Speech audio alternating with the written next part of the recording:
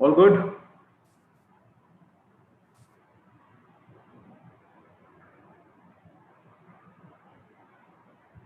अरे सब लोग अच्छे हैं?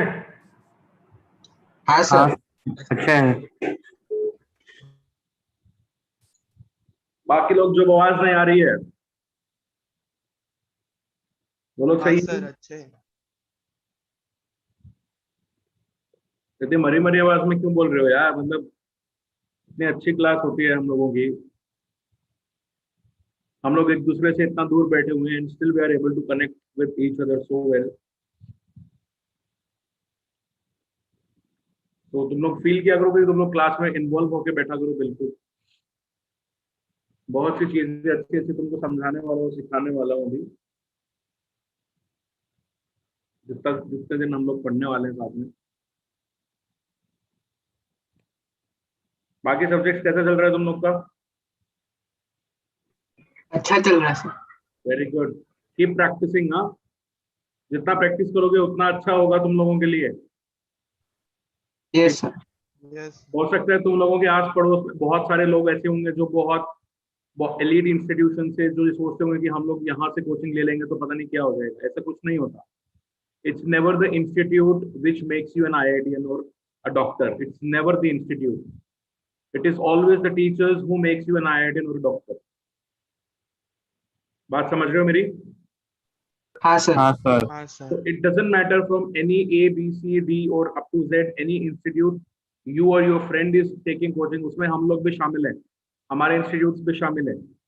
ठीक है? It is only the teachers and your efforts जो तुमको आईआईटीएन बनाएगी या जो तुमको डॉक्टर बनाएगा। ठीक है? मुझे कभी किसी इंस्टीट्यूट ने नहीं पढ़ाया, मुझे उसके टीचर्स ने पढ़ाया तो मैं आईआईटीएन बना। तुम लोग को भी टीचर्स ही पढ़ाएंगे, इंस्टीट्यूट नहीं पढ़ाने वाला। ठीक है? Yes sir. तो दिमाग में ये डाल लो कि तुमको कोई ये नहीं बोलेगा कि पढ़ो पढ़ो पढ़ो, खुद से पढ़ना है। ठीक है? और एक पूरा फ्लो होता है पढ़ाई करने का। आपने जो क्लास में सीखा, what ever you have done in the class, उसको जाके घर पे जाके रिवाइज, रीराइट। ये मैं फंडा बोलता हूँ बच्चों को, ये मेरा ही फंडा है। ठीक है? Read, revise and rewrite, these 3 R's should be followed. Read, revise and rewrite.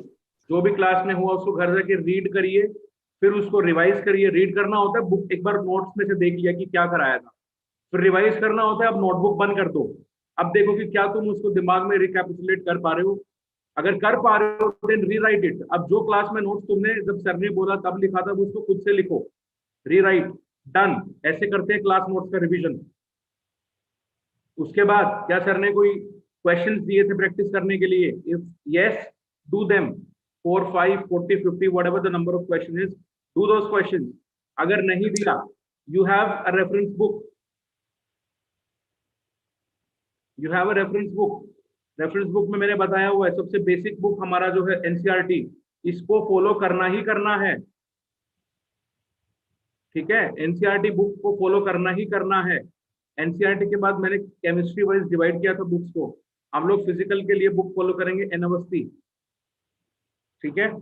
N Awasthi में भी मैंने बताया था जेई वाले के लिए एडवांस ना, जेई वालों के लिए सिंपल तुम एन अवस्थी बोल दोगे फॉर जेई, और N Awasthi for NEET, elementary problems for NEET.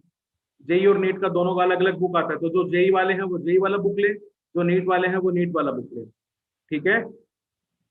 Reference book पास है, एनसीईआरटी तुम्हारे पास है। एनसीईआरटी अगर किसी को खरीदना है, ऑफलाइन बुक खरीदना है तो ऑफलाइन खरीदिए, नहीं खरीदना तो एनसीईआरटी की बहुत सारी एप्स हैं। एनसीईआरटी का खुद का ऐप है ई पाठशाला। You will find class 1 to class 12 all the NCERT books on ई पाठशाला. This is an app present on iStore or Apple or Google Play Store. You'll find it everywhere. ठीक है? NCERT के book के question खत्म करो, उसके बाद N Awasthi उठाओ, एन अवस्थी से क्वेश्चन खत्म कीजिए।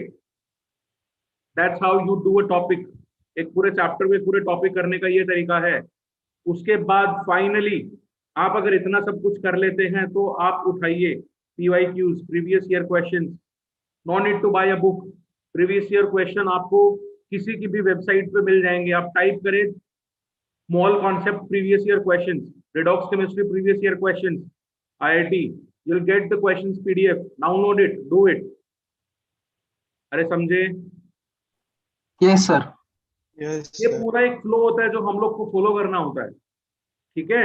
अगर आप ये फ्लो कभी नहीं तोड़ेंगे ना बच्चों, मैं तुमको आज लिख के दे रहा हूँ, you will be 100% get, you will be 100% successful in your dreams. तुमको अगर आईआईटी बनने का है, तुमको अगर डॉक्टर बनने का है, तुमको दुनिया का कोई ताकत नहीं रोक सकता, कोई भी नहीं। हर सब्जेक्ट में तुम यही चीज फॉलो करो। सर बोलिए। सर मैं बायोटेक करने की सोच रहा हूँ, तो मैं जेई की एग्जाम दूं या नीट की? बायोटेक करना है तो biotech is more of tech, तो you should go for IIT। तो मतलब जेई की एग्जाम दूं ना sir? Yes, IIT JEE। Okay.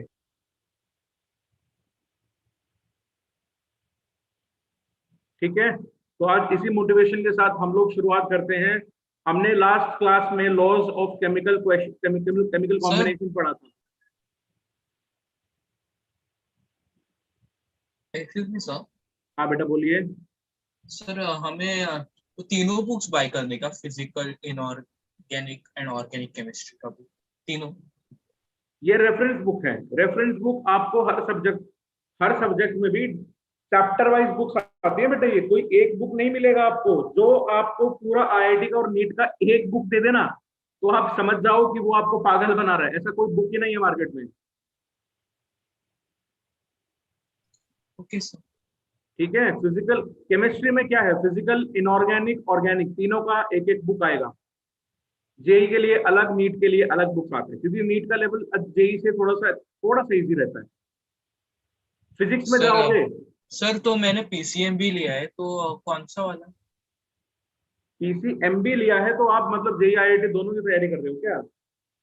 नहीं, मैं एक अभी भी कंफ्यूज हूँ मैं, क्या क्या करूँ, कौन बेटा सा? एक चीज डिसाइड करो, ठीक है? जो चीज आपको इजी लगता है मैथ्स और बायो में से, आप उसकी साइड जाइए।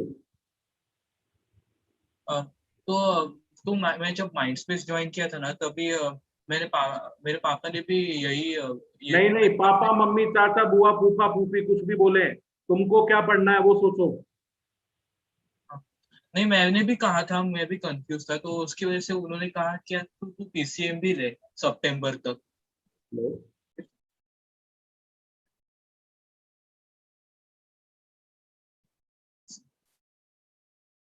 सर आप कुछ बोल रहे थे?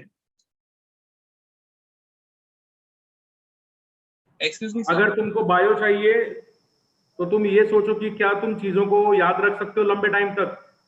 अगर तुमको मैथ्स अच्छा लगता है तो तुम ये सोचो क्या तुम मैथ्स में चीजों को, फॉर्मूलाज को, कॉन्सेप्ट्स को याद रख पाओगे? Because both the subjects are equally important and equally at a very good difficulty level, so we cannot compare maths and bio। हाथी और गधे को कंपैरिजन में नहीं किया जा सकता। हाथी हाथी को कर सकते हो, हाथी घोड़े घोड़े को कर सकते हो, हाथी घोड़े को नहीं कंपेयर कर सकते ना। Maths is maths, bio is bio.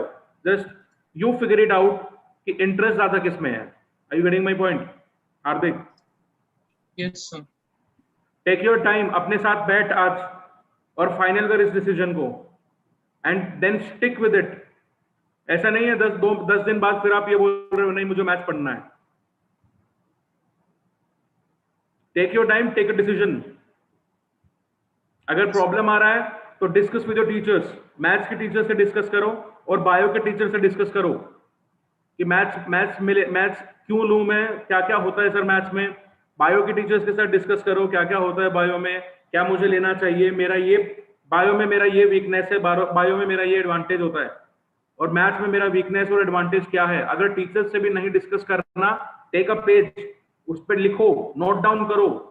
when you can't take a decision, calculate your decision। this is what I say, when you can't take a decision, calculate your decision।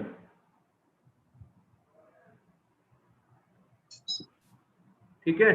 Calculate your decision, decision making बहुत important होता है यार, स्वॉट analysis बोलते हैं इसको।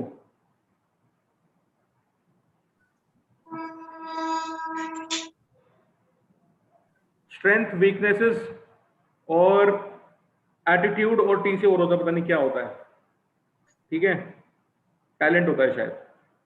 तो ये सब चीजें देखो, स्ट्रेंथ क्या है, वीकनेस क्या है, आपको उस चीज के प्रति एटीट्यूड कैसा है, क्या आपको उस चीज के प्रति कुछ टैलेंट दिखता है अपने अंदर, ये सारी चीजें लिखो and then you will obviously arrive at a decision.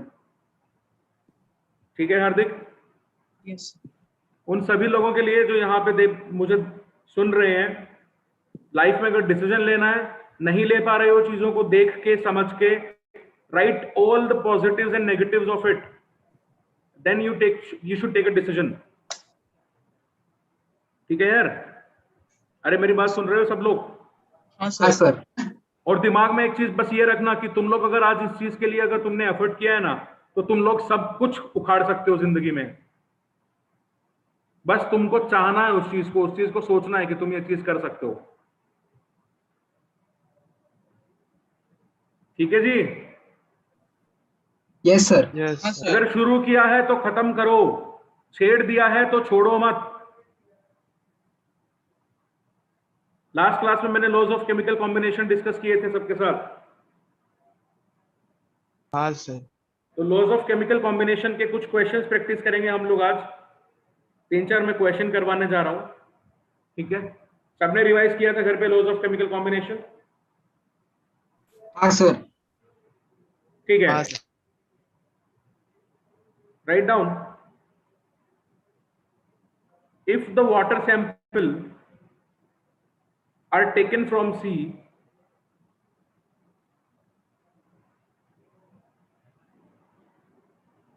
rivers or lake, they will be found to contain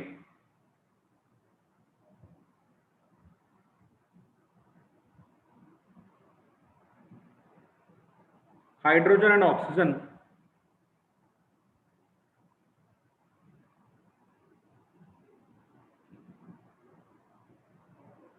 in an approximate ratio of 1:8. Which law is indicated?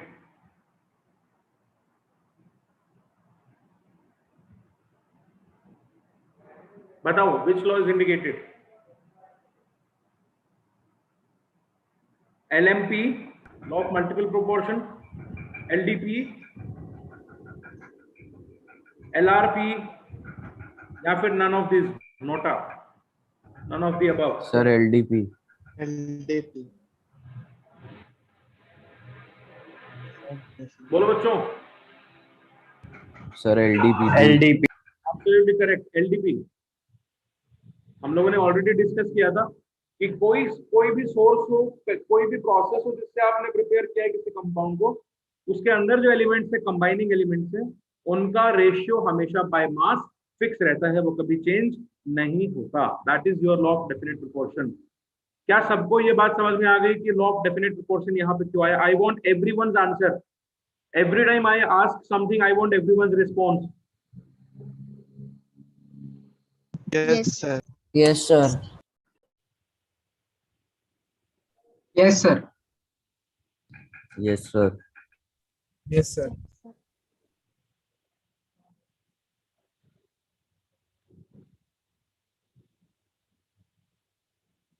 Next question.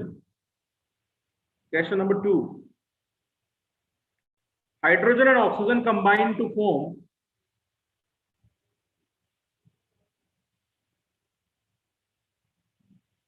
H2O and H2O2. अभी पहले से ही समझ में आ जाना चाहिए ये है कौन सा law? Containing 5.93% and 11.2% hydrogen respectively. The data illustrates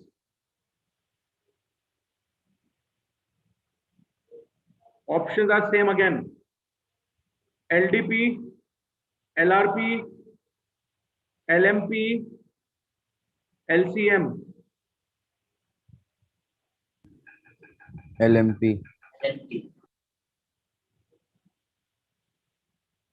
बोलो। LMP. जो response LMP. Get ready to remove, get ready to be removed out of the session. जिसका रिप्लाई नहीं मुझे मिला, विल बी रिमूव। सर क्या लिखा है? H and O combine to form H2O and H2O2. Hydrogen और oxygen दो compound बनाता है, H2O और H2O2, जिसके अंदर एक में 5.93% हाइड्रोजन है। सर C क्या लिखा? CA। LMP। सर नहीं, H2O2 के बाद क्या लिखा आपने? मैं रीड नहीं कर पा रहा।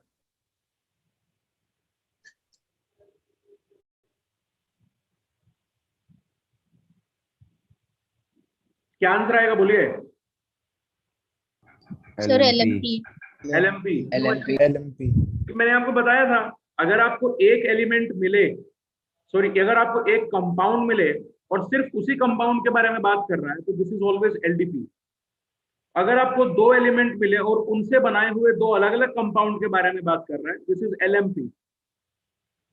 अगर आपको तीन एलिमेंट मिल जाए और उनके तीन कंपाउंड की बात कर रहा है, दिस इज LRP। बोलो, यही था ना? Yes, sir.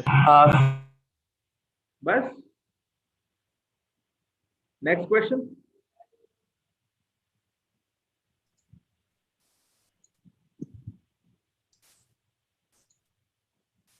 Which of the following combinations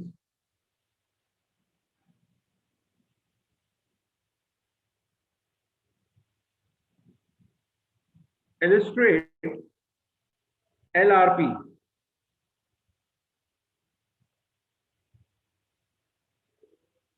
कौन LRP को बता रहा है? N2O3, N2O4, N2O5, NaCl, NaBr, NaI, CS2, CO2, SO2, PH3, P2O3, P2O5। Sir, C. C.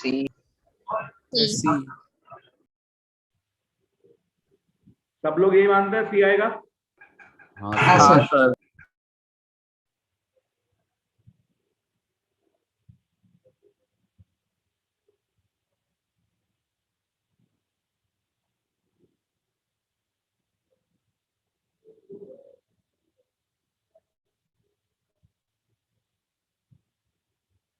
Yes, C will be the right answer. C will be the right answer. Because we have three different elements: carbon, sulfur, and oxygen. This is the example which we have done in the class also. We have three different compounds: CS2, CO2, SO2. Definitely, this indicates the law of reciprocal proportion. कोई दिक्कत, कोई शक किसी को? नहीं No, sir. sir. Question number 4. So carbon and oxygen combines to form two oxides: carbon monoxide, carbon dioxide. ठीक है? इनके अंदर कार्बन रेशियो ऑक्सीजन आपको गिवन है 12:16, और इसमें कार्बन ऑक्सीजन का रेशियो है 12:32। Which law is indicated? मुझे ऑप्शन देने का जरूरत नहीं पड़ना चाहिए। Sir, LCM. LCM। LMP। Sir LMP। Absolutely correct. Two elements, two compounds. There may be more compounds also, but the elements will be same. दो ही एलिमेंट होंगे, दो से ज्यादा कंपाउंड होंगे।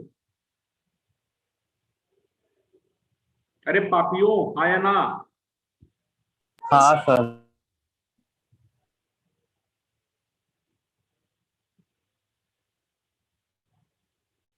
Next question.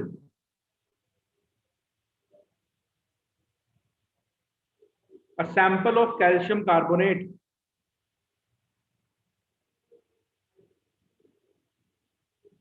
has the following percentage compositions.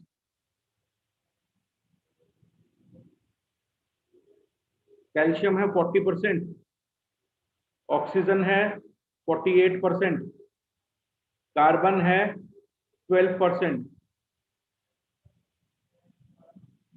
If the law of constant proportion, यानी if the LDP is true,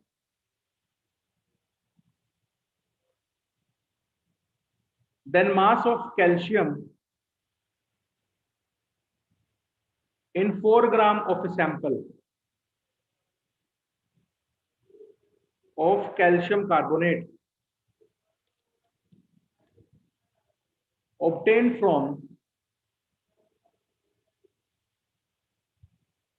another source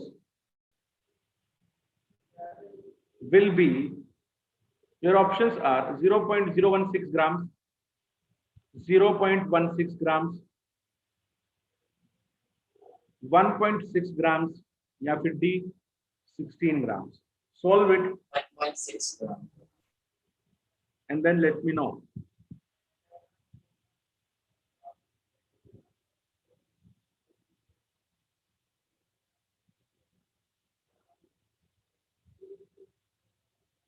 It's a very simple question. You just need to use unitary method, you'll get the answer.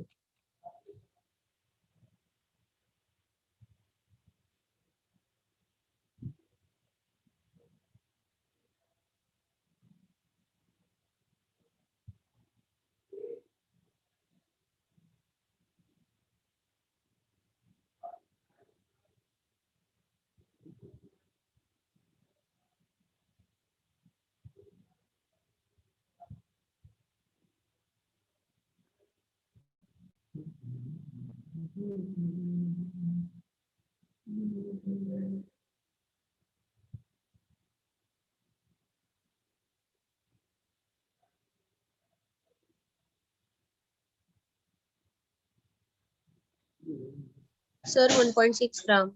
Correct.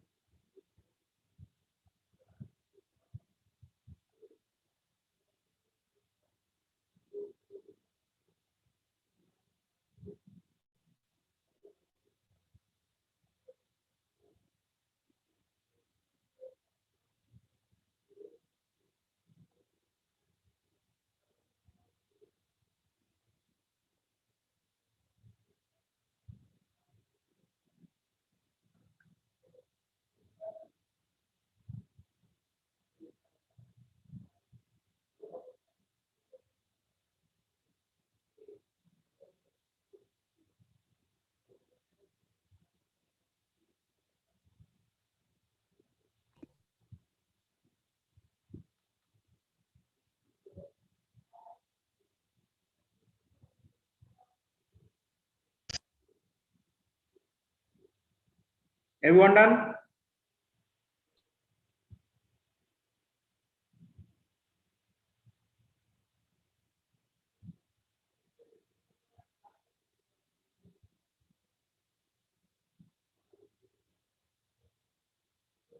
सबका हो गया क्या बच्चों?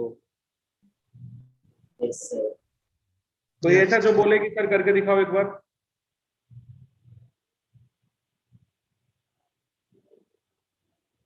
Sir मुझे 16 ग्राम मिल रहा है sir. 16 ग्राम. चलिए देखते हैं कितना आ रहा है. इतना परसेंटेज है, मतलब आपको 100 में से ही मानना पड़ेगा. मान लेते हैं कैल्शियम कार्बोनेट आपके पास 100 ग्राम था, जिसमें से 40 ग्राम कैल्शियम रहेगा, 48 ग्राम ऑक्सीजन रहेगा, बचा हुआ 12 ग्राम कार्बन रहेगा. ठीक है, तो ये कॉम्पोजिशन हमारा फिक्स है और उसने बोल दिया this is true that this obeys LDP. तो ठीक है, अगर हमारे पास 100 ग्राम कैल्शियम कार्बोनेट है तो हमारे पास कैल्शियम का मास है 40 ग्राम। एक होगा तो 40/100 होगा। अगर 4 ग्राम कैल्शियम कार्बोनेट होगा तो 40/100 इंटू 4 होगा। This will be 16/10 which is 1.6 ग्राम। ठीक है,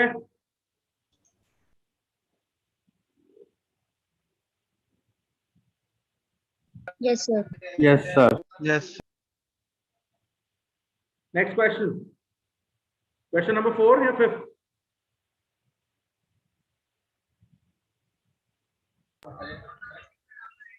Fifth. 6th.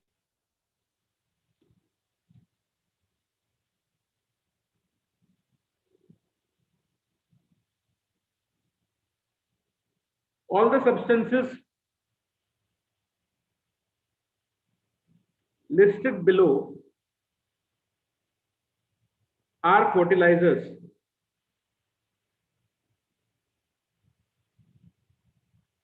that contribute nitrogen to the soil.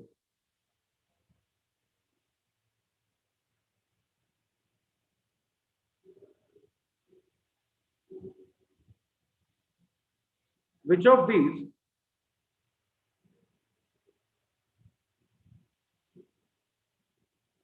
is the richest source of nitrogen on a mass percentage basis? मैंने आपको मास परसेंटेज निकालना सिखाया है।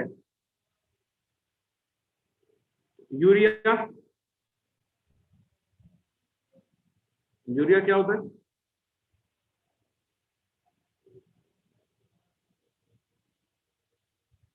Ammonium nitrate, it is more used in explosives. Bomb बनाने में ज्यादा यूज होता है इसका। NH4NO3, nitric oxide, NO, ammonia, NH3। फटाफट चारों कंपाउंड में परसेंटेज ऑफ नाइट्रोजन निकालिए and then tell me which compound is your more rich fertilizer. I will arrange a quiz for you once we will be in the mid of the chapter. तो उससे previously हमने जितना भी किया होगा मैं उससे रिलेटेड एक ऑनलाइन क्विज अरेंज करूंगा। ठीक है, Okay, sir.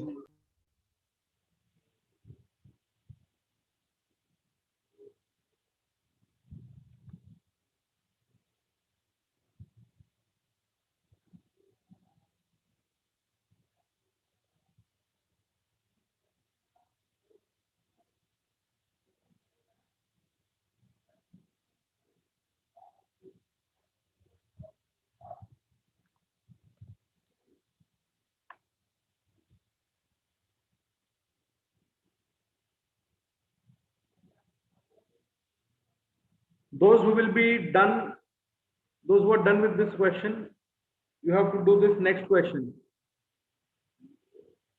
1 mole of element X has 0.444 times the mass of 1 mole of element Y. 1 atom of element X has 2.96 times the mass of 1 atom of carbon 12.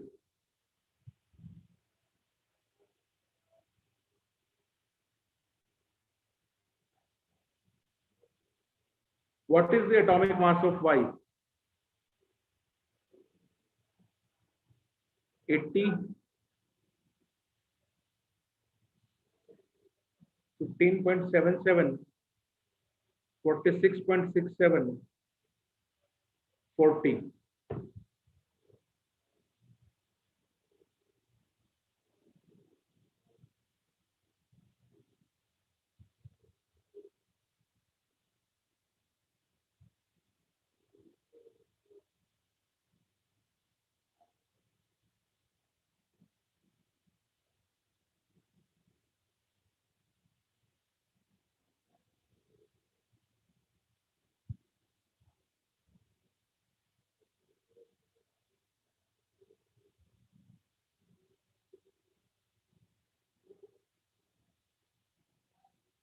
Sir वो क्या लिखा है 0.444 times the mass of 1 mole.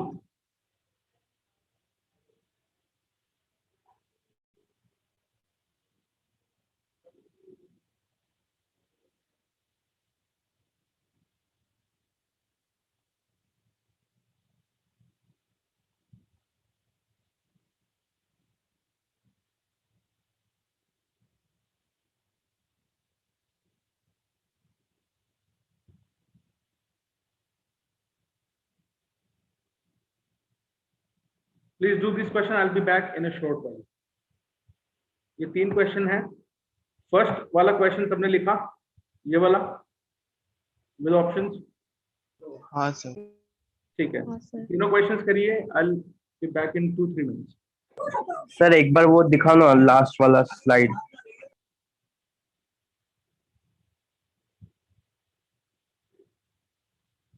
Okay sir.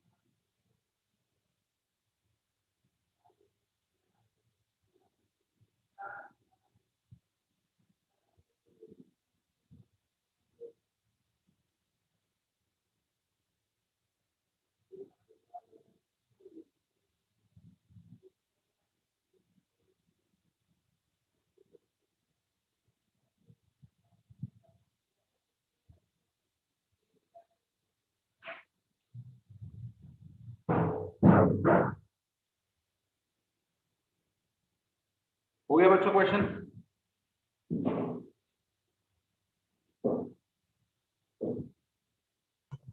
Sir hello, sir hello sir, आवाज अरे आ रही ठीक है? हूँ मैं, बोल।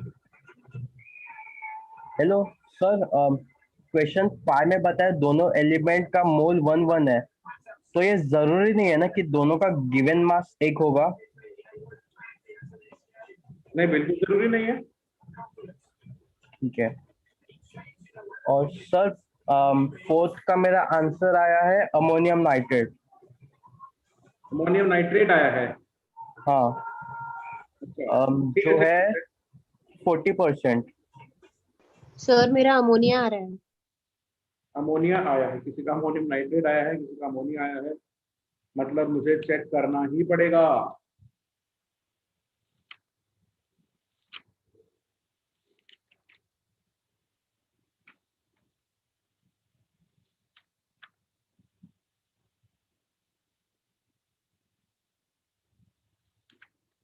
अमोनिया सही आंसर है।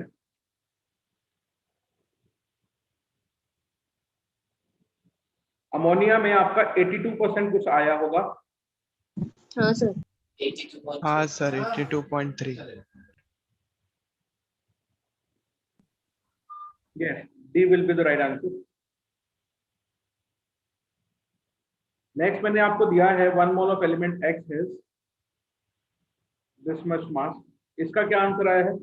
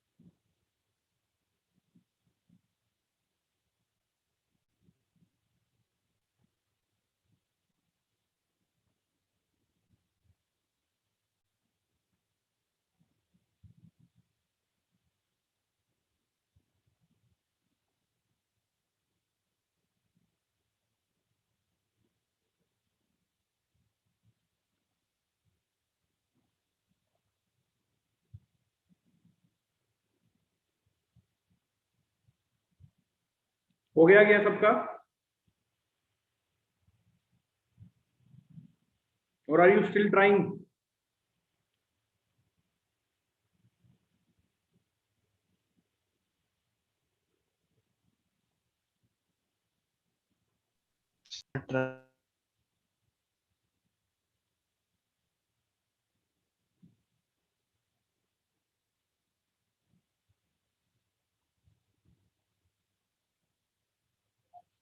बहुत इजी क्वेश्चन है यार, इतना टाइम तो नहीं लगना चाहिए। इसमें मास ऑफ एक्स का रिलेशन है क्या, 0.444 times molar mass of Y. ठीक है, और मोलर मास ऑफ एक्स निकालने के लिए आपको ये इंफॉर्मेशन गिवन है ही। एलिमेंट एक्स का एक एटम का मास 4.96 times the mass of one atom of C12। एक एटम का जो मास है आपको उसका इंफॉर्मेशन गिवन है कि वो कार्बन 12 के एक एटम के मास से इतना ज्यादा है, तो मतलब मोलर मास ऑफ एक्स आपको मिल गया ऑलरेडी, कितना 2.96 इंटू 12।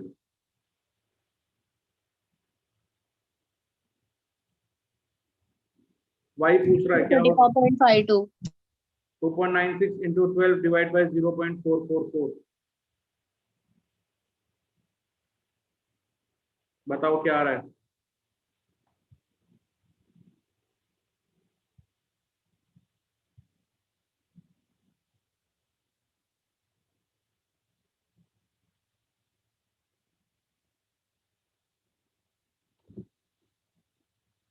कैलकुलेट करो, ये वैल्यू कितना आ रहा है बताइए।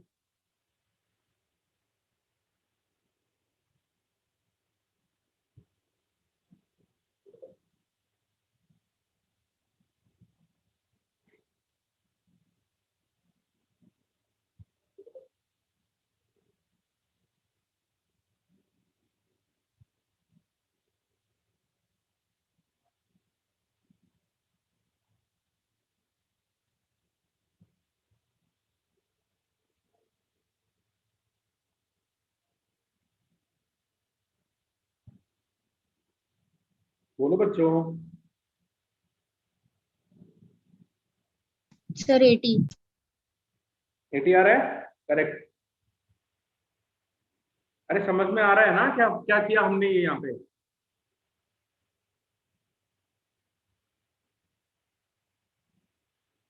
बच्चों, हाँ सर।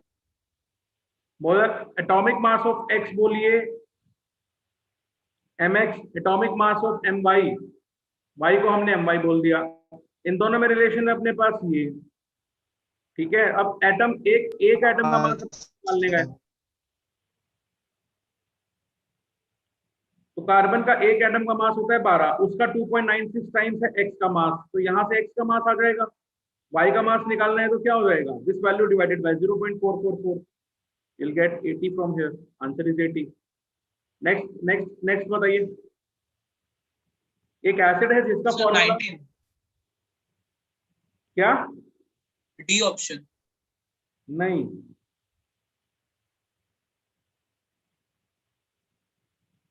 एक एसिड है जिसका फॉर्मूला है आपके पास HXO2 और 0.0242 moles of the acid is इतना, मतलब आपको मोल्स गिवन है 0.0242, गिवन मास है कितना 1.657 divided by molar mass of acid. यहां से पहले तो m का वैल्यू निकालो कितना आ रहा है, 0.0242 मल्टीप्लाई 1.657, कितना आ रहा है ये value.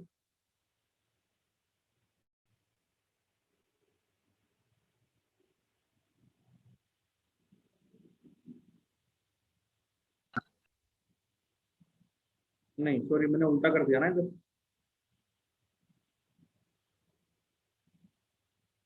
m will be 1.657 divided by 0.0242, 68.47. divided by 0.0242, कितना है बेटा 68. 47. ये आ गया आपका HXO2 का मोलर मास।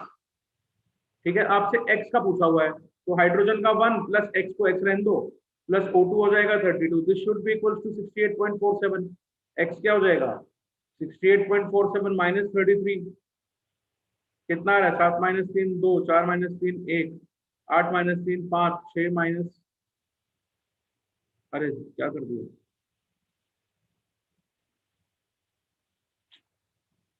हंसोगे तुम लोग, सर कैसे माइनस कर रहे हैं। 47.35, 35.47 अप्रोक्सीमेटली 35.5।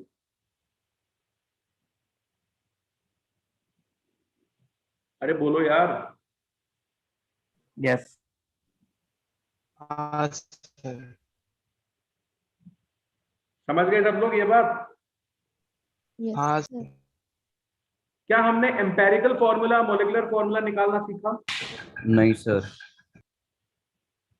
नहीं सीखा। चलिए आज सीखते हैं। हेडिंग डालिए, new concept that we are learning today is empirical formula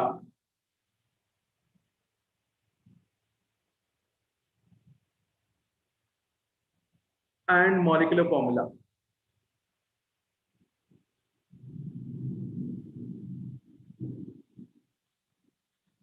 आपको क्वेश्चन में कुछ डिटेल्स दी जाएंगी। क्वेश्चन करना कैसे है, पहले किस तरह से आएगा मैं बताता हूँ। आपको कुछ इंफॉर्मेशन दी जाएगी, इंफॉर्मेशन की हेल्प से हम एम्पेरिकल फॉर्मूला निकालेंगे। एम्पेरिकल फॉर्मूला निकालने के बाद हम मॉलिक्यूलर फॉर्मूला निकालते हैं। ठीक है, यस सर। ये तरीका रहेगा। एम्पेरिकल फॉर्मूला को मैं बोलता हूं नकली का। नकली क्या होता है तुमको पता है? नकली क्या होता है? नकली fake. Fake, exactly, fake. So empirical formula is called as fake formula, but molecular formula is always called as the real. real formula. ठीक है। Now what is yes. now what you will need to arrive at molecular formula? You need to definitely calculate empirical formula first. बोलिए। Yes sir. Empirical formula से molecular formula की तरफ हमको एक quantity Q लेकर जाएगी। कौन लेकर जाएगा? क्यू का हेल्प, क्यू की हेल्प लगेगी। किसकी हेल्प लगेगी? क्यू। क्यू की हेल्प लगेगी। और क्यू कैसे निकलेगा? अगर एम्पेरिकल फॉर्मूला है तो उसका कुछ ना कुछ मास होगा। बोलिए। हाँ सर। अगर मॉलिक्यूलर फॉर्मूला है तो उसका भी कुछ ना कुछ मॉलिक्यूलर फॉर्मूला का मास होगा। सो क्यू का वैल्यू कैसे निकलता है? MFM divided by EFM। What is MFM?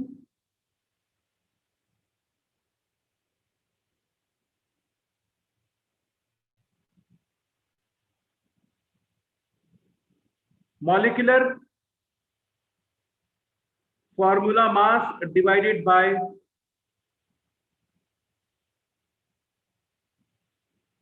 Empirical mass formula mass.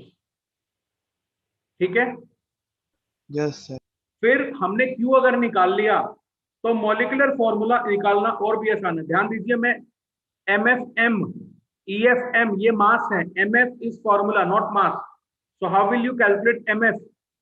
You just need to multiply the EF by Q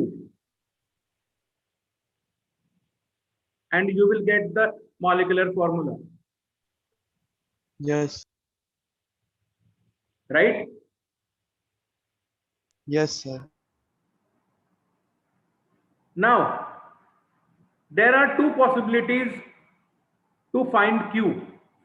Q को फाइंड करना कैसे है? देखो, Q को फाइंड करने के लिए अपने दो चीजों का जरूरत पड़ रहा है। मॉलिक्यूलर फॉर्मूला मास का जरूरत पड़ रहा है और किसका जरूरत पड़ रहा है? एम्पेरिकल फॉर्मूला मास का।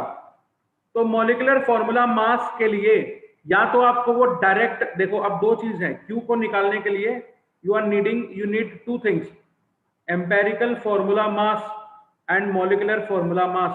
एम्पेरिकल फॉर्मूला मास तो निकलेगा भाई एम्पेरिकल फॉर्मूला से, एम्पेरिकल फॉर्मूला निकलेगा किससे? जो इंफॉर्मेशन गिवन होगी उससे। बात समझ में आ रही है? Yes sir. Molecular formula mass या तो आपको क्वेश्चन में गिवन होगा डायरेक्टली, या फिर क्या हो सकता है, आपको मॉलिक्यूलर फॉर्मूला मास निकालने का कोई ना कोई हिंट दिया होगा। Yes sir.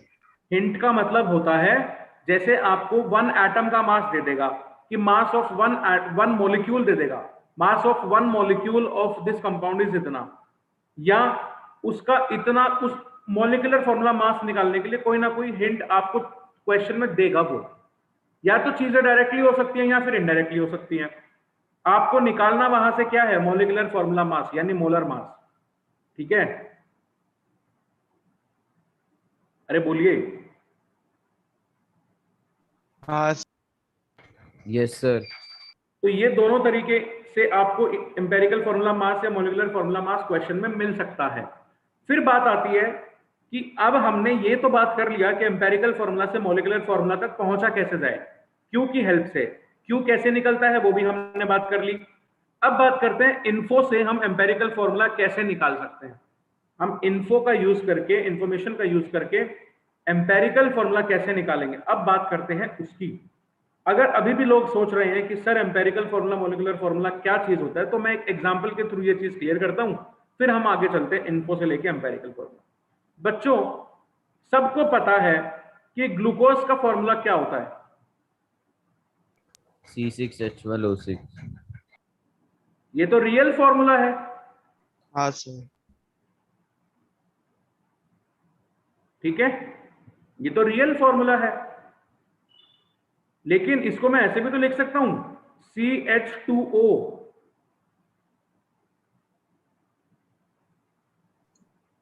सर ये नकली है। यस, ये क्या बोला जाएगा, empirical. Empirical Empirical formula. formula.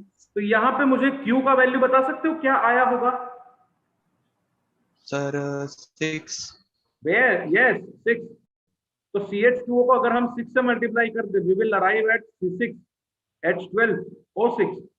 तो ये था एम्पेरिकल फॉर्मूला। एम्पेरिकल फॉर्मूला से हमने Q को मल्टीप्लाई किया, we arrived at molecular formula. Is that correct? Yes sir. Sir Q को बोलते क्या है? कुछ भी नहीं बोलते हैं, इट्स जस्ट अ फैक्टर। ये बस एक नंबर है, मल्टीप्लाइंग ओके फैक्टर। सर।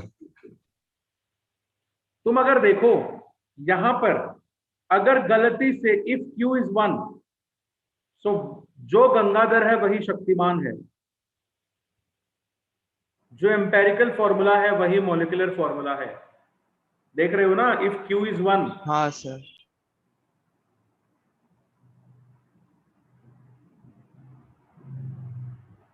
क्या अभी तक मैंने मॉलिक्यूलर एम्पेरिकल में जितनी बातें बताई सबको क्लियर हैं? Yes sir. हाँ हाँ सर सर। सब लोग बोलो हाँ या ना। सर एम्पेरिकल फॉर्मूला रियल है या नकली है? क्या भाई? सर मुझे रियल और फेक नहीं समझा, वो एम्पेरिकल फॉर्मूला फेक क्यों रहता है? क्योंकि वो असली फॉर्मूला नहीं है ना ग्लूकोज का। ग्लूकोज का एग्जांपल इसी तो दिया ना भाई, कि एम्पेरिकल फॉर्मूला CH2 आ रहा है, अब मैं इससे ग्लूकोज पे कैसे अराइव करूंगा। रियल फॉर्मूला तो ग्लूकोज का ये होता है ना, तो इसको मैं ग्लूकोज कैसे बोल सकता हूँ। सर क्यों क्या है फिर? क्यू एक फैक्टर है दोस्त। सर आपने अभी तक बताया नहीं, उसकी वजह से मैंने क्या बात कर रहे हैं यार, क्यों क्यों क्या रहता है क्यों? मैंने क्या बताया अभी? अरे क्यू बताया कि नहीं मैंने, बताना एक बार। सर आपने लिखा था क्यों की हेल्प लेगी। एम्पेरिकल फॉर्मूला से मॉलिक्यूलर फॉर्मूला निकालने के लिए क्यू की हेल्प लगेगी। ये क्यू है क्या?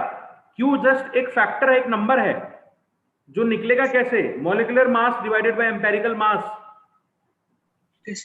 हाँ अगर क्यू निकाल लोगे तो वो आपको मॉलिक्यूलर फॉर्मूला तक ले जाएगा। बचपन में फेरी स्टोरीज देखते थे कि नहीं, कि अरे उस आदमी के पास जाओ वो तुम्हें मंजिल तक लेके जाएगा। तो वो क्यू वो इंसान है जो तुम्हें एम्पेरिकल फॉर्मूला तक लेके जाएगा। अच्छा वो क्यू को निकालना बहुत जरूरी है पहले। तुम क्यू को क्यू नहीं कह सकते कि क्यू को क्यू निकालना है, क्यू को निकालना है बस। Okay sir. क्यू निकल गया तो उसको एम्पेरिकल फॉर्मूला से मल्टीप्लाई कर दो तो मॉलिक्यूलर फॉर्मूला निकल जाएगा भाई। अगर क्यू का वैल्यू 1 आया तो जो एम्पेरिकल फॉर्मूला था वही मॉलिक्यूलर फॉर्मूला है। हाँ सर। अब लिखिए steps to find empirical formula. हम ये हाफ डिस्कस कर चुके हैं इधर का, बाद का। अब अपने को इन्फो से एम्पेरिकल फॉर्मूला तक पहुंचना है, वो कैसे पहुंचा जाए लिखिए। Steps to find empirical formula.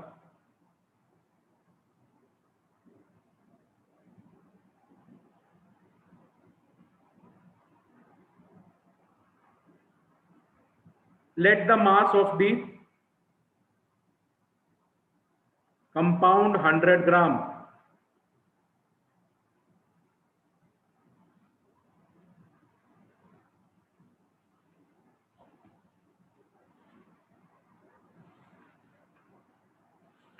क्या कर लेंगे, लेट कर लेंगे कंपाउंड का मास कितना, 100 ग्राम। 100 then find the number of moles of each atom from the given data.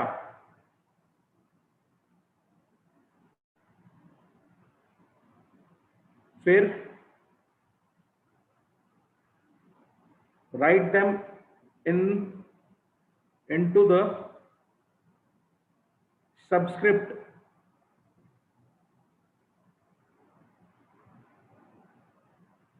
of the general formula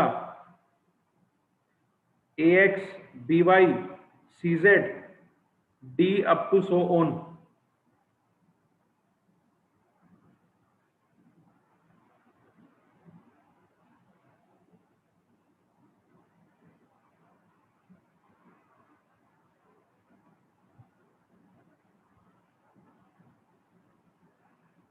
Divide by the smallest value.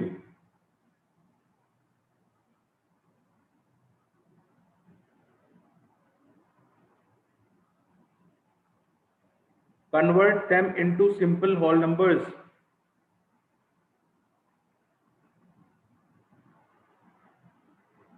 ठीक है,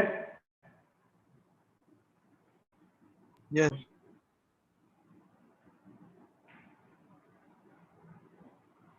नोट करिए, फिर एक एग्जांपल करते हैं, उसके बाद क्वेश्चंस देंगे होमवर्क के लिए।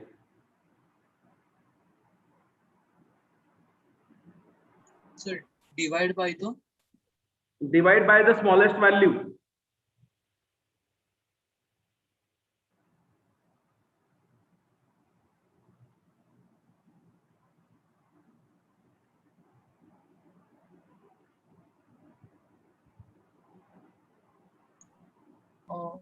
और फिफ्थ में क्या लिखा देम के पहले? Convert them into simple whole numbers.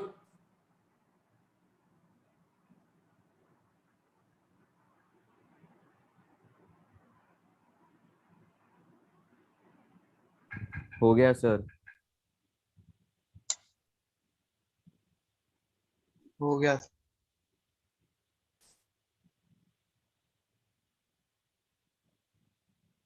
Everyone done? Yes sir. Sir wait for 2 minutes। Okay,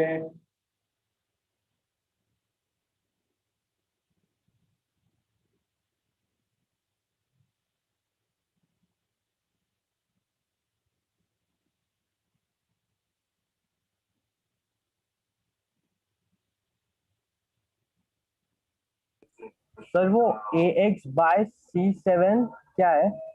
AX आगे क्या है? by CZ DA D small a, इस फॉर्म में लिखना है।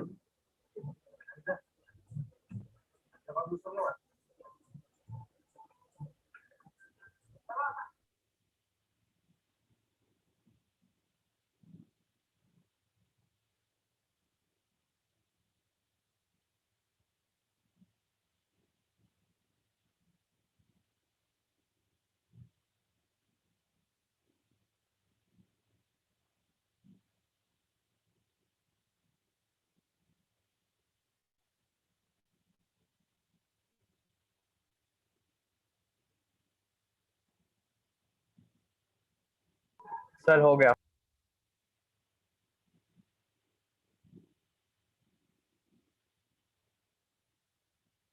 हो गया सबका? Yes Yes, sir. sir. Good. Now let's do an illustration for this, उससे आपको और भी अच्छे से समझ में आएंगे, क्लियर होगा। आपको एक ऑर्गेनिक कंपाउंड गिवन है,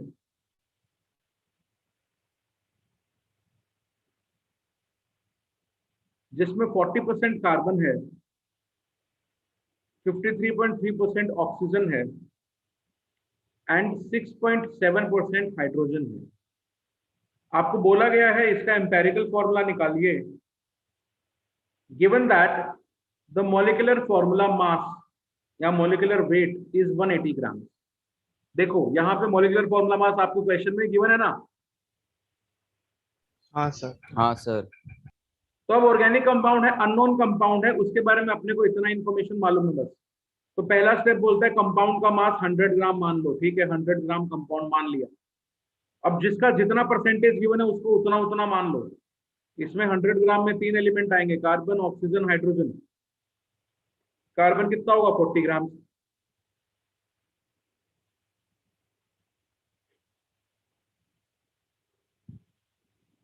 ऑक्सीजन कितना होगा? 53.3 ग्राम। हाइड्रोजन कितना होगा? 6.7 ग्राम। 6.7 grams. उसके बाद थर्ड स्टेप क्या बोल रहा है? राइट दम इनटू सबस्क्रिप्ट्स। इनका मोल्स निकालना है। फर्स्ट स्टेप बोल रहे हैं इनका मोल्स निकालो। कार्बन का मोल कितना हो जाएगा? गिवन मास कार्बन का 40, मोल्स कितना हो जाएगा? बाय 12। इसका कितना हो जाएगा मोल्स? 53.3 बाय 16। इसका मोल कितना हो जाएगा? 6.71। अरे हाँ या ना? हाँ सर। Yes, हाँ sir. सर। फिर बोल रहा है राइट दम इनटू सब्सक्रिप्ट। उनको सब्सक्रिप्ट में लिखो। ठीक है भाई, लिख देंगे। इस फॉर्म में लिखना है 40/12 सब्सक्रिप्ट, मतलब ऑक्सीजन के नीचे 53.3/16, हाइड्रोजन के नीचे 6.7/1। ये वैल्यू कैलकुलेट करके बताओ जरा कितनी आ रही है वैल्यू?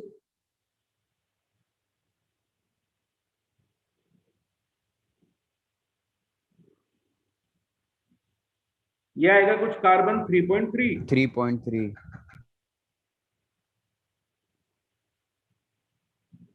ऑक्सीजन भी आएगा कुछ 3.3, हाइड्रोजन 6.7। हाँ सर. बोल रहा है divide by the smallest value. Smallest value तो 3.3 है, हाँ सर। डिवाइड कर दो। कट गया 1, कट गया 1, ये जाएगा 2 पे। क्या आ गया फॉर्मूला? CH2O। आ गया कि नहीं? हाँ हाँ सर. सर।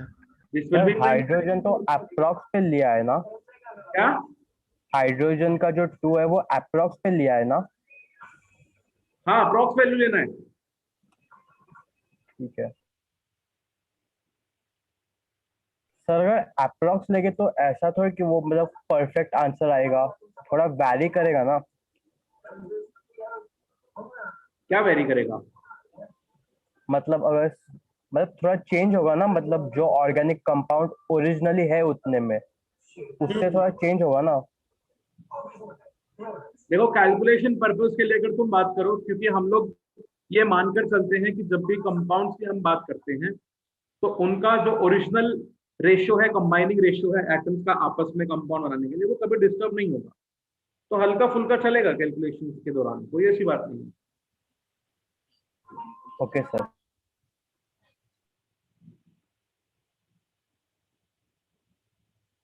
अब एम्पेरिकल फॉर्मूला तुम्हारे पास आ गया, तो फटाफट से मुझे एम्पेरिकल फॉर्मूला मास बता दो यार। एक कार्बन 12, 2 हाइड्रोजन 2, एक oxygen 16, is it 30? Molecular formula mass is already given in the question. Time to find Q. 180/30.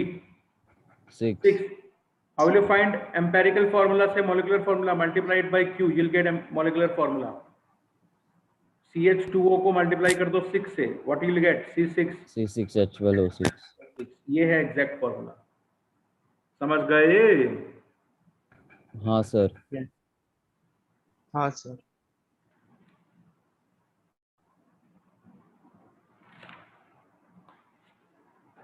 कुछ घर के लिए क्वेश्चन दे रहा हूं मैं, मॉलिक्यूलर फॉर्मूला निकालने के। ठीक है, इसमें इजी क्वेश्चन भी होंगे, मीडियम भी होंगे और हार्ड भी होंगे। Be prepared. जरूरी नहीं है कि वो सिर्फ इसी कॉन्सेप्ट से रिलेटेड होगा कि आपको परसेंटेज दिया रहेगा सब में।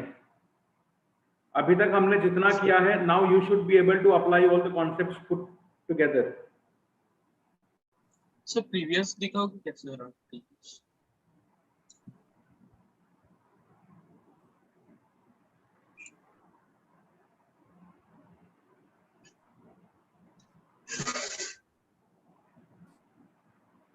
Done sir. होमवर्क है question number 1।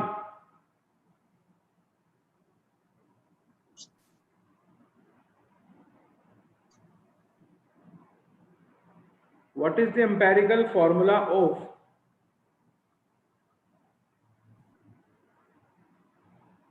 vanadium oxide, if 2.7 grams of the metal oxide contains 1.53 gram of metal. Your options are V2O3, VO, V2O5, V2O7.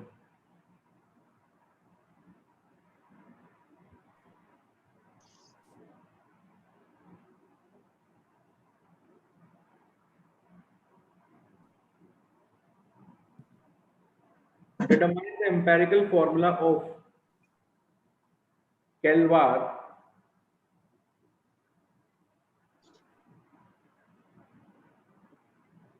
used in making bulletproof vests.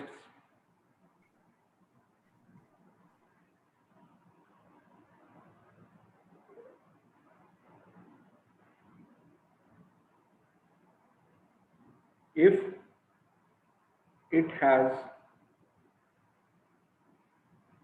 70.6%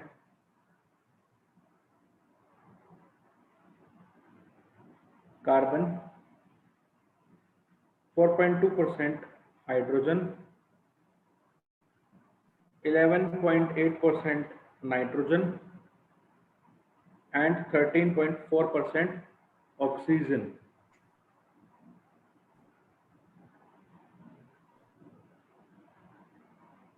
Options: C7H5NO, C7H5N2O, C7H9NO,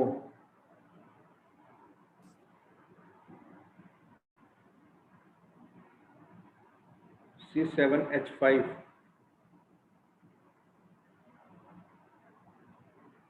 पहला है NO2, C7H5NO2, C7H5N2O, C7H9NO, C7H5NO. Note कर रहे हो? हाँ sir. Yes, sir.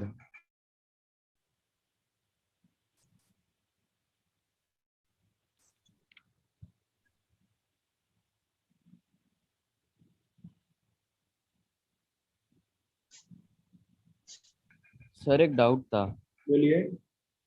Sir, strongest bond कौन सा होता है, कोवेलेंट बॉन्ड की आयोनिक बॉन्ड? Ionic bond.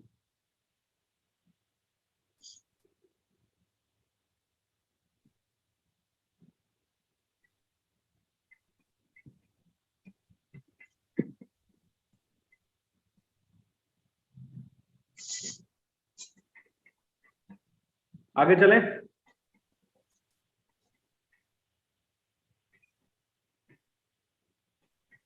हाँ सर। सर ऑप्शन डी क्या था? ये वाला हाँ sir. C7H5NO। Okay sir.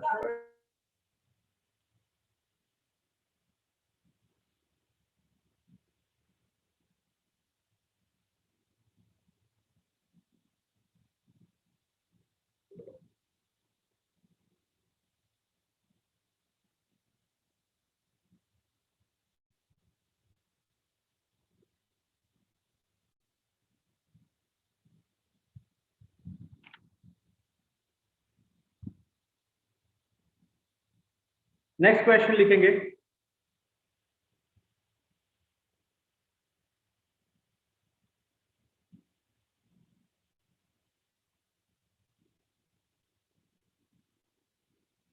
The hydrated salt Na2CO3.X H2O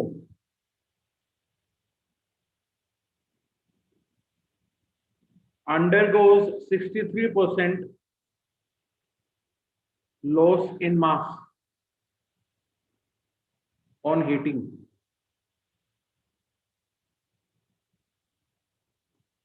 and becomes anhydrous.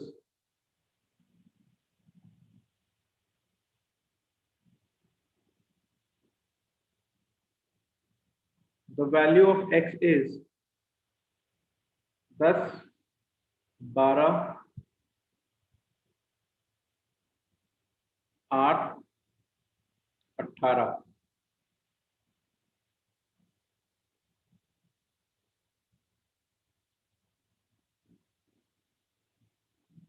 What percent of oxygen is present in CaCO3 dot 3 Ca3 PO4 whole twice?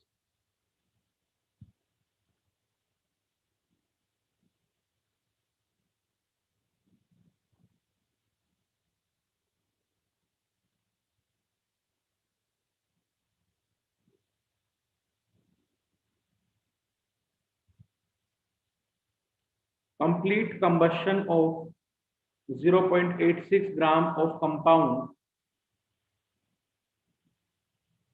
X gives 2.64 grams of CO2 and 1.26 grams of H2O.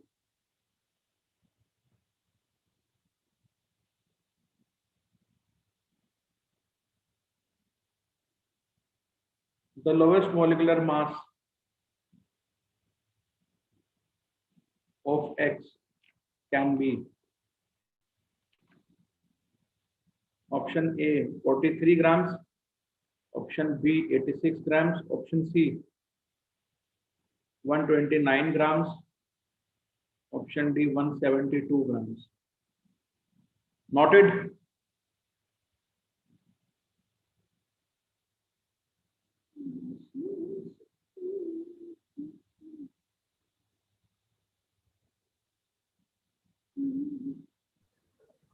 Sir हाँ, sir अगर कोई पानी crystalline form में है किसी molecule में, तो वजन पे कोई फर्क नहीं पड़ता ना? अगर पानी क्रिस्टलाइन फॉर्म में है किसी कंपाउंड में, तो उसके वजन का कोई फर्क नहीं पड़ता ना? पड़ता है ना दोस्त? कैसे वो? वाटर ऑफ क्रिस्टलाइजेशन ये है ना, इस हाँ, कंपाउंड का वाटर ऑफ क्रिस्टलाइजेशन के साथ अगर मास देखोगे तो अलग होगा। पानी उड़ जाएगा तो मास घट जाएगा।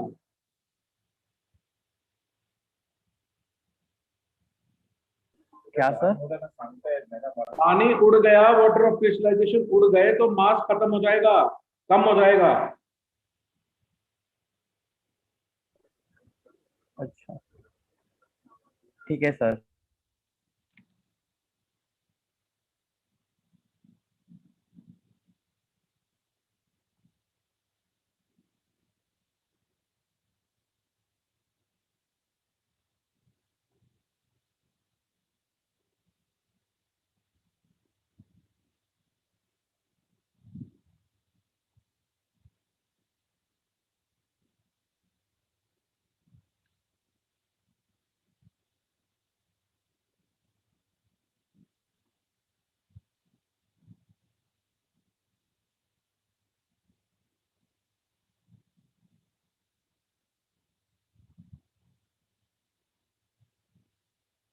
नोट करिए ये question and this question will be for your next class. Till then घर पे आप रिवाइज करिए जो आज किया है हमने क्लास में। एक नया कॉन्सेप्ट सीखा है एम्पेरिकल फॉर्मूला, मॉलिक्यूलर फॉर्मूला का। नेक्स्ट क्लास में will learn with the last concept of mall concept. Mall concept में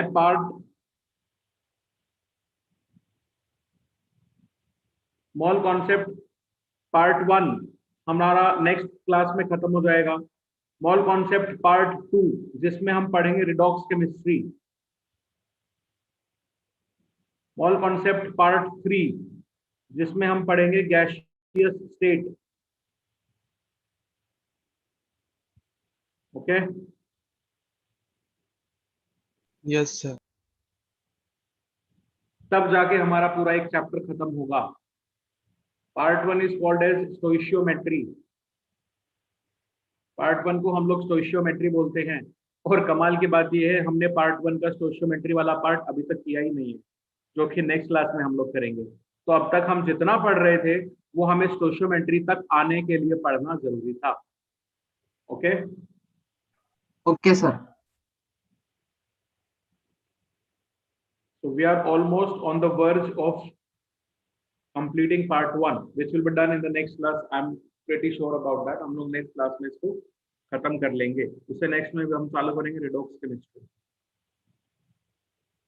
सिलेबस आगे बढ़ रहा है and make sure you do your questions, you do your notes revision every day. जैसे doctor दवाई लिखता है सुबह शाम, ऐसे ही आप लोग भी नोट्स को रिवाइज कीजिए सुबह शाम। Okay Okay, sir. हाँ चलिए सर। मिलते हैं क्लास में। Take care, bye, stay safe. Sir वो पिछला स्लाइड दिखाओ। जी बिल्कुल सर, ये लीजिए आपके लिए पिछला स्लाइड है। कहो तो शुरू से लगा दूं? नहीं सर ठीक है। क्या यार, मतलब मैं इतना भाई के लिए इतना कुछ कर रहा हूँ, मैं शुरू से लगाने के लिए तैयार हूँ, तो बोल रहे बस सर इतना ही काफी है। क्या है यार? सर वो शुरू का लिखा है ना, तो जो लिखा नहीं वो लिखता हूँ ना। क्या बात है रे, क्या बात है रे।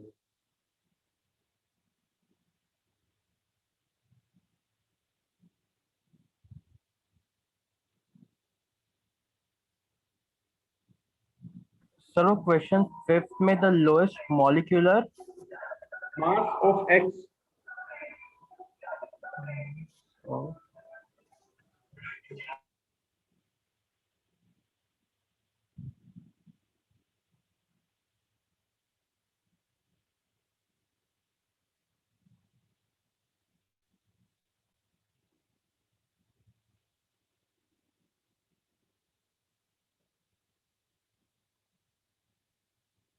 Okay sir, bye sir. Bye bye guys, take care.